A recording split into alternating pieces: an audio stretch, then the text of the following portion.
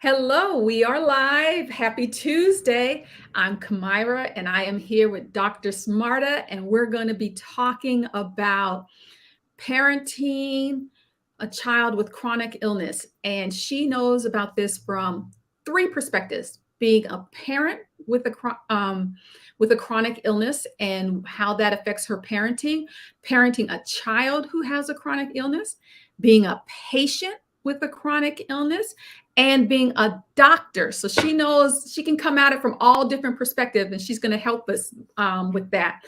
You see that I entitled this "The Parts We Don't Talk About: Caring for a Teen with a Chronic Illness," because there's so much we don't talk about. And if you've ever been a caretaker or a patient, you know there's a lot of stuff that we don't talk about.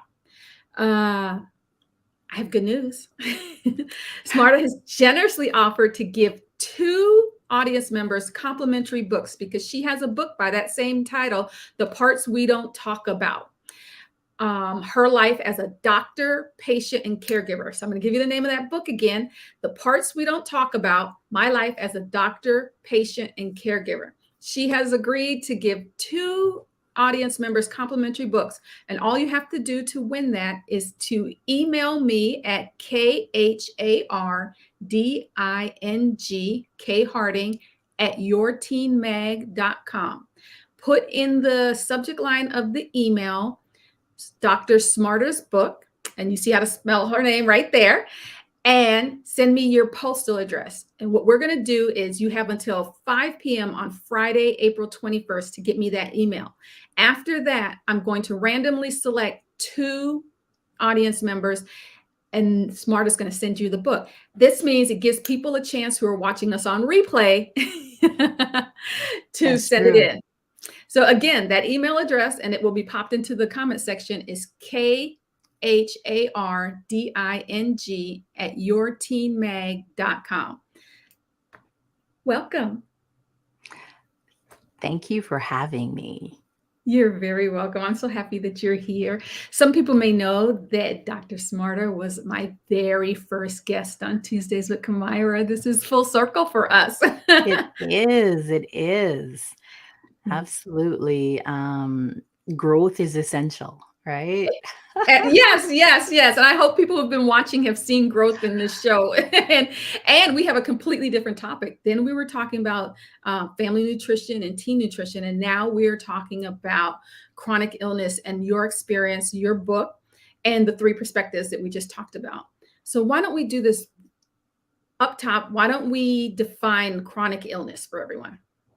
So, chronic illness is something that affects our mental, physical health for at least 3 months consistently. Okay. Okay. Um, Tell us a little bit about your work, and then share your story with us. Let us know what this book is about and share your story. Well, first of all, thank you for having me again. I enjoy being able to use any platform to share my story. So I'm a physician, I'm a speaker, I'm a author, I'm a mom, and I have three kids. The oldest being 9, and I have twins that are 6. Now, one of my twins were actually born with a heart defect. So my story entails when we found out our 20-week ultrasound. That's your anatomy ultrasound. Everybody's excited to find out gender. Um, but at that visit, we were basically informed that our son's heart did not form as expected. Now, this obviously opens up a whole different challenge in what decisions to make, what to do, and the different care that is going to be entailed. And that's one of the things I addressed in the book. The goal is to discuss the practicalities of finding that information out, letting people know, it's so important to educate, advocate for yourself. So once we had our son, he had to have two open heart surgeries. Um, Subsequently, he was in the NICU for over a month. Um, but he had a similar congenital heart disease as some people might know him. Shaun White. He's the Olympian snowboarder. And it really does help to see visions of people living their full life with these stories. And that's what I wanted to do, put my son's story out there for other people to know about kids who were born under these circumstances, the parents who are dealing with these circumstances, and how they can thrive. Show us a copy of the book. There we go. I'm Uh-oh. so Okay. excited. I think you have to hold it closer. There we go. There And we where can we get it? Where go. can we get it if we don't win the one of the two complimentary ones? So I absolutely want you guys to get a copy at www.simarta.com.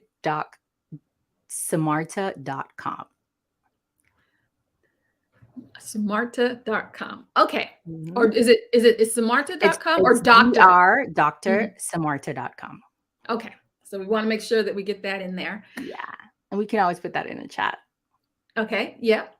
Um, so tell us about these because you have more to your story than just your son and being the parent of a child with chronic illness. You yourself have an illness and Yes. you're a doctor. Can you tell us a little bit more about that? So the other fold of this is I've in 2013 I was diagnosed with multiple sclerosis. That is an autoimmune disease um, in regards to the nerves and the challenges that face when you are trying to actually family plan, trying to work, just exist, changes with that disease as well.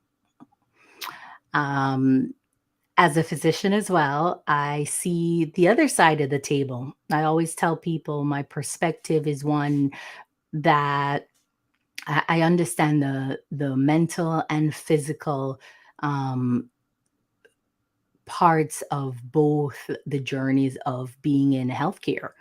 Um, as a physician, the need to provide the appropriate information. I always tell people my superpower is making the complex simple. You know, I always think you should be able to explain it to anyone, whatever the demand is.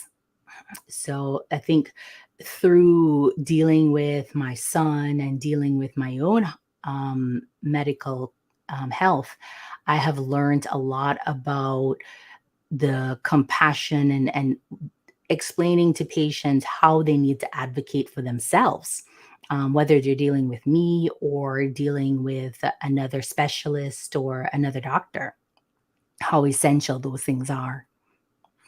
I love what you said about your superpowers making the complex simple because I have learned through my life journey that if a physician or financial planner or anybody can't do that, then they aren't for me and to go seek someone who can. Because if somebody Absolutely. is speaking in professional jargon that you aren't meant to understand because you aren't of the profession, That is correct. But I they're not for you. think and I'm a big advocate for that. If you understand what you're doing, you should be able to explain it. I always say, think of me as a 6-year-old. What how Mhm, would you tell me? mhm. Exactly, And exactly. we have to acknowledge that there are different learning styles, different levels of education. Mhm, You have to be able to communicate with patients to be able to hit that myriad of differences. mhm. So we titled this "The Parts We Don't Talk About," which is also the title of your book. So can you tell us within those different perspectives, what are the things that we don't talk about but should know? Absolutely. One of the things we definitely want to communicate is how we need to advocate for ourselves. A lot of patients I find with the three perspectives I have need to understand what advocating is. The first step really is knowing the disease, but also recognizing it's real, Mhm. understanding how you're diagnosed with that, why, what was the criteria that you met. Mhm. Once you've wrapped your head around that, and that's an essential part, then you want to know, okay, what can we do about this? I Mhm. think the three perspectives have taught me not everything is fixable, not everything has a cure. However, it's not just about a cure, it's about how do we go from surviving with a disease, like a chronic disease, to thriving. Mhm. So, what are the essential parts of living that we need to learn? Mhm. And that's a crucial part. Um, a third thing I always advocate for is asking questions. It is your right to ask questions. It's your right to get clarification. I can't tell you, a lot of people feel like, okay, well, the doctor said, or the mom wants. No, you want to make sure that you are very clear, because it's your health or it might be your child's health. That's at state here. Um, I always say we have to be able to have conversation, and the difficult conversations. I always say, as long as we have to learn to agree, and we also have to learn to agree to disagree. Mm. What conversations can we have if our teen is the one with our teen or tween is the one with the chronic illness and their life is just different from the other teens and tweens that they're around? What conversations should we be having with our teen or tween? So, when we're dealing with the teenage, we have to realize that they're capable of comprehending. That's the first thing. Mhm. We have to be open and honest. And we have a tendency when it comes to chronic disease to want to sugarcoat it or make it feel as something that will always be okay. No, I think the teens are super smart nowadays. Information is out there. We need to guide them into finding the correct information about what they're dealing with, and we also need to support them in communication. You don't have to feel the same way every day. I think that's a huge concern with chronic disease. A lot of us want to be able to control, okay, if I do A and B, then I'll get the result of C. Well, every day is not like that. And learning to encourage them to accept that and own that, and live in their own truth of that, is going to be a huge part of them coping. The second thing is teaching them how to advocate for themselves. Mhm. We spend so much of their younger years advocating for them. And, Mhm. and they're watching, by the way. Your kids are watching. They know what you're doing as parents. But we have to explain to them the importance of it, and what does it lead to. Okay. Yes. This can be overwhelming for families. If you have a child with any kind of chronic illness, whether they're recently diagnosed or you've been dealing with it for years, what can others in their lives, other family members, friends, community members, how can we help? That's a great question. For example, with multiple sclerosis, we have the National Multiple Sclerosis Society, and a Mhm. lot of people support through going for walks, supporting associations, being a part of the bigger picture can always help your family member or your friend. Um, so being a part of the bigger picture, I advocate for a lot. The second thing is, give them grace. If you understand or open up your perspective, what needs do they have that you may be able to fulfill? Recognize that from a standpoint of a teen with chronic disease, they may not understand all the time what their needs are. Yeah. Their needs are changing. But give them the avenue to say, hey, I know that. So you let me know what they are in the moment and if I can help. That is so important because a lot of people feel pressured. Okay, I told you yesterday I didn't have a headache. Better not tell you today I have one.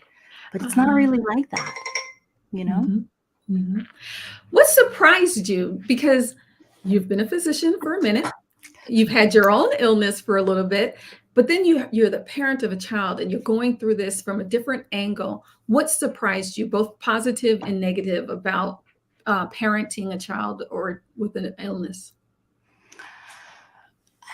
So I would say the biggest thing for me was when, as my son is younger, I feel I'm happy he doesn't remember most of it.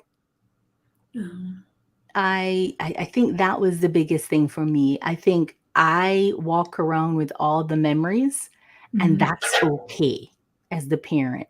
And I think it surprised me the determinants, the the resilience. You know, you can't tell my son he can't play soccer. And it tells me to really just um give yourself some grace, mhm, that you may feel this way, but have that conversation with your doctors, have that conversation with your child. They are a powerhouse, what they've been through, especially when you're dealing with the teen years. Um, Open communication, you walk around with those scars from those memories doesn't mean they do. okay. That's a good thing to know. That's true. And that sometimes we may want to wrap them in bubble and they're like, Yes. no, no, no, because we have these memories, right? Yes, and it really is that. I Yeah. remember the first time I saw my son go down a slide. I mean, my heart stopped. But in that moment, I realized he doesn't know, and Yes. that's good. Yes, yes, yes. Yeah. How about his siblings? Do the siblings, are they do they err on your side or on his side? So, what I found when you're handling siblings, depending on the age, you want to include them in the process. I Mhm, try to make sure everybody knows. I get books on the subject. Specifically, my son has congenital heart disease. We have multiple books about kids. We have multiple books about zipper lines. What does that mean? mhm, I make sure they're aware of his needs and what concerns we all have as a family. mhm, And I think they adapt. They literally, this is the only way they know. It's mhm, kind of like with my kids and my chronic disease. If mommy's having a bad day, um, they adapt. They know how to fit in with all that's going on. That's the only normal they know. okay. What haven't we addressed that you think people should know? I remember which I've known Simarta for a little bit. And I remember when you told me your family, basically your house was a big bubble, right? Because Yes. it was pre-surgeries and you had to be careful for infection and you were homeschooling and still working and it was a lot. um and there are people who are watching us right now who are unaware of these things. So Yes. really what families are going through, how much more you had to do. I know that there were other experiences you had as far as dealing with the medical industrial complex, even though you are a part of it, that you didn't Yeah. realize you would have to do, as far as advocating for your son, as far as preconceived notions when they saw you come in as a black mother as opposed to another mother. What should we know? What I want people to really take away is giving people grace. If we try to see things just a little bit from a different perspective, we can now open our minds to the idea that somebody else might be going through something a little different. Mhm, um, and maybe we can adjust or do small things. I can't tell you how many small things I remember through the years that people did for me that made huge waves. Um, so be enhance your humanity.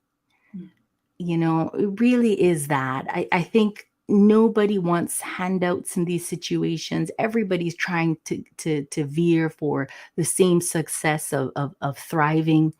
Um, we all have different challenges. I can't say I know several people who went through what I went through, I think, with the pandemic and just trying to navigate. What we need to do is to be open, honest, and just have the perspective that somebody else might be going through something, and we may need to just ask. Mhm. Start with the question, how are you? Or as I say to some of my patients, how are you? I hear you. I hear you. I want to say that put up here that we have a hello wish from Tamara. So if you have a comment or question, please feel free to put it in the comment section. We are wrapping up now, but we will have time to take those if you do. So we want to say hello back. Good morning or good afternoon, depending on where you are. Um, I have two questions I'm thinking of, and if I forget anything, you tell me. One question is, what advice do you have for families who are newly in this situation? You have just found out that your tweener teen has a chronic illness. What advice do you have? So I say I have 6 nuggets. Okay. I want 6 things that I want people to make their lives easier that I wish I knew when Mhm. I was first going through it. The first thing is advocating. Um, you want to make sure you understand and accept. A lot of times, that's a step that delays a lot of your education. A lot of us go, okay, is it real? Is it not? We want to understand, we want to accept, and therefore we can start the process of educating ourselves about the disease. There is so much knowledge out there now that you can go and read and ask questions. The second thing I want people to do is create a support system, an affirming support system. As moms and dads, as chronic of kids with chronic disease, not everybody is going to be an affirming support, and you are not required to make everyone feel comfortable. I think that's a big thing caregivers need to take away, that you're going to find yourself creating circles, um, and it's okay when somebody fits outside that circle. Realize that you're doing it for your own mental health and your child's mental health. The third thing, ask questions. I can't tell you if you're getting new medication, what is it? What is it for? How much is it? Um, how many times? How long am I going to be on it? Ask a simple question like, what is it? What is it going to do for me? Um, the fourth thing I really want people to walk away is joining support groups. I'm a big advocate for doing support groups, whether that's in person or virtual, especially when it comes to learning about going from surviving to thriving with chronic disease. Um, the doctors are there to support you, to give you the education. But you also want to hear, what's it like to get a child with chronic disease ready in the morning? What's it like to deal with, Mhm. your twins and diet, your teenager and diet when it comes to a chronic disease? Mhm. Um, so you want to get tips and tricks from other people who've been through it. um there are Facebook groups for everything now. I Yeah. turn to the American Heart Association for a lot of my information for my son. The point is, all of this is important part of the support. Self-care. I can't tell people, my fifth nugget is always take care of yourself. You have to have scheduled time away. I used to have a mom who I would educate her. I'd say, listen, drive out, drive back, stay in the garage, and just breathe. The process, because you have to self-care in some way, even if it's listening to a radio. You have to disconnect. You're human, and this is for the long haul. This is not meant to be a short interaction. So you want to make sure you're taking care of yourself. And finally, my last piece of advice is give yourself grace. If there's a load of dishes and this is just not the day to do it, leave it. Because the truth is, it's not that important as the bigger picture. Absolutely. Absolutely. That was great advice. It is already in our comment section. So you should be able to scroll that comment section and find the 6 nuggets, in addition to some other good information that Simarta has given us. So please go ahead and scroll the comment section. My last question is, how's your son? He is doing fantastic. Yeah, You can't tell him otherwise. that's great. I always tell him his superpower is compassion and resilience. And Good. that's good. It means we're, as parents, we're doing the right thing, Mhm. thriving and not surviving. And it looks like you've modeled that for him. Yes, yes. So he can't help but fall in line. I know, right? If there's only one thing we remember today, what should it be? We have to compare ourselves to no one else. We really need to create our own path, Mhm, and your path might like look different from someone else. mhm. It doesn't make it wrong or right. Okay. And I want to remind people that you are eligible to enter a raffle to win a free copy of the book. If you scroll in the comment section, you're going to find instructions for that. Yay. And if you just can't wait to see what happens with the raffle, want to purchase your own, where do they go? It's drsimarta.com. There you go. Thank you so much for joining us today. We are grateful for hearing your story. It is a lot. I can't even imagine having your 3 perspectives of being a physician, being a patient, and being the parent of a patient. All in the same world. You must feel like what do they call it when they multiverse? The multiverse, yeah. Yeah, you're in the You know multiverse. what I've learned? It's my normal. There you go. So it That's doesn't feel any different to me. it's what you know. It's what I know. Thank you. Thank you, everybody, for joining us. We look forward to talking to you in the future. If you have not been, you should catch up with us on Wednesday evenings at 8 p.m. Eastern Time. That's when we run our Destination College series. We are at the tail end of that 8-week series. This is week 7, but it's not too late to join. Each week is self-contained, and you will, if you register now, you will receive the recordings from the previous session, so you won't be left out of the past 6 sessions. That again, that's Destination College. It's on Wednesdays, 8 p.m. Eastern Time each week. We have experts talking about a singular aspect of the college admissions process. Thank you for joining us. Bye. Bye.